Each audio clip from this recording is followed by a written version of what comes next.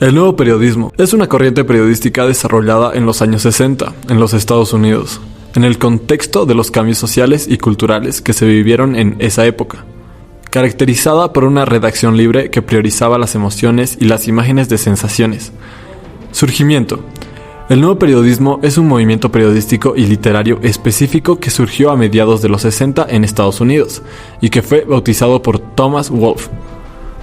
La ligereza y la brevedad de los textos periodísticos estadounidenses, donde primaba la regla de la pirámide invertida, sirvieron de detonante para nuevos escritores que veían una oportunidad de cambiar el estigma de paradigma de Harold Laswell, donde el qué, quién, cómo, cuándo y por qué encabezaban los principales diarios de ese país. Sin embargo, los nuevos episodios del oficio vieron una oportunidad de trabajo en ese estándar vacío, que estaba brindando información escueta y superficial de los hechos, y que en muchos casos pasaban inadvertidos por la falta de profundidad y seriedad impuesta desde sus redactores. Fue así como jóvenes escritores enfocaron la finalidad de este nuevo periodismo, en la de contar historias que respondan a hechos reales, que aparentan ser ficcionales, para que el espectador pueda recrear de manera más amena las circunstancias que lo convirtieron en noticia. Características. El cronista da a conocer unos hechos porque los ha vivido desde dentro y nos cuenta desde su óptica personal. Su punto de vista es totalmente libre y no pretende ser un observador imparcial que narra unos hechos de forma desapasionada. En la crónica periodística se abordan los temas universales de la condición humana, proyectados sobre una realidad concreta relacionada con el presente histórico. En líneas generales, los cronistas que forman parte de esta corriente llevan a término una exhaustiva investigación periodística y el relato final presenta un tono literario similar al de la novela tradicional. Las dos claves básicas que la renovación periodística pretende en este movimiento son: dimensión estética.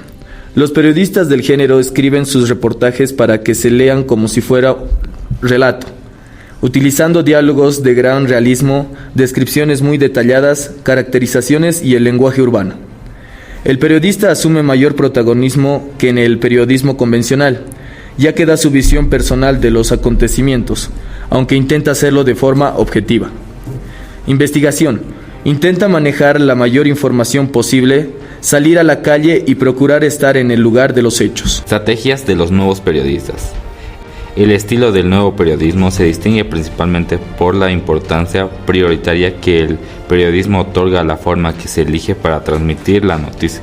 Frente al estilo farragoso del periodismo convencional y sus textos grises monótonos, tal corriente sorprendía al lector y su involucrado en la recreación del acontecimiento. Entre otras cosas, se consideraba al lector como un receptor activo y no pasivo de la historia.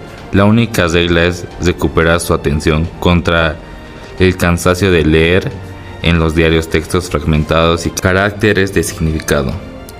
El maestro del nuevo periodismo, Tom Wolfe, creó asimismo una serie de procedimientos estilísticos relacionados con la línea narrativa, los diálogos y los detalles ambientales, los cuales se resumen en los siguientes. Punto de vista en la tercera persona.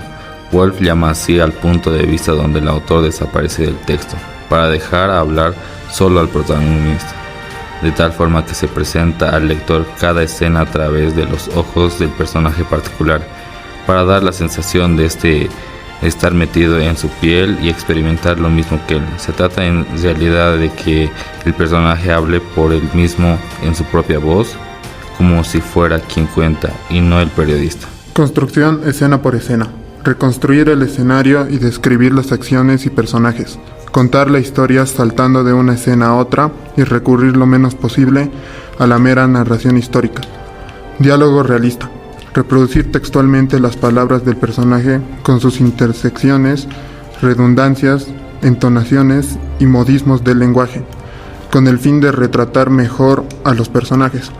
Wolfe se valía incluso de la utilización de los signos de puntuación de manera especial para reforzar las frases.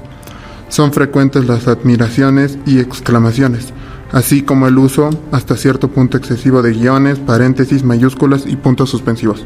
Descripción significativa, relación de gestos cotidianos, hábitos, modales, costumbres, estilos de mobiliario, de vestir, de decoración, estilos de viajar, de comer, de llevar la casa, modos de comportamiento frente a niños, criados, superiores, inferiores e iguales, además de las diversas apariencias, miradas, pases, estilos de andar y otros detalles simbólicos que puedan existir en el interior de una escena, simbólicos del estatus de vida de las personas, es decir, el esquema completo de comportamiento y bienes a través del cual las personas expresan su posición en el mundo. Y además de los que introdujo Woolf, existen otros recursos que también son utilizados por algunos nuevos periodistas en sus obras y que son de gran utilidad. Caracterización compuesta. Utilizar un personaje ficticio como prototipo de una serie de personajes reales. Esta técnica tiene la eventual desventaja de diluir aún más la línea entre periodismo y ficción. Sin embargo, es un recurso útil cuando el autor quiere preservar la verdadera identidad de las personas involucradas en el artículo o reportaje, sobre todo si este trata de asuntos delicados, como ha sido el caso de textos acerca de la prostitución o la violencia. Asimismo, tal técnica ha sido utilizada con éxito por columnistas como James Breslin, quien se caricaturizó a sí mismo en su personaje Jimmy Breslin, un irlandés enteramente enfadado con el mundo, amante del alcohol, la buena comida y el tabaco, que vive aventuras con un grupo de amigos prototípicos que retratan con humor e ironía aspectos de la sociedad en las que están inmersos. Nuevo lenguaje periodístico. El lenguaje periodístico desiste de crear una apariencia de orden y seguridad para sumergirse en una percepción personal, emotiva y caótica del mundo.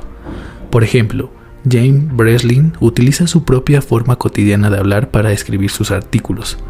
Tom Wolfe adopta el habla de sus personajes dejando transcluir sus manías y su forma peculiar de expresarse. Se trata de escribir tal como los personajes hablan, piensan o sienten, o en su defecto como el propio autor es capaz de contar lo que se ve y siente según su estado de ánimo ante los hechos. Metaperiodismo. El nuevo periodismo habla con frecuencia de su propia elaboración, con el fin de disipar las dudas acerca de la veracidad o credibilidad del artículo o reportaje, y con ello también sobre la honestidad del autor. Generalmente es un periodismo en primera persona, en que el autor explica cómo tuvo acceso al material representado y refleja la propia percepción de los sucesos.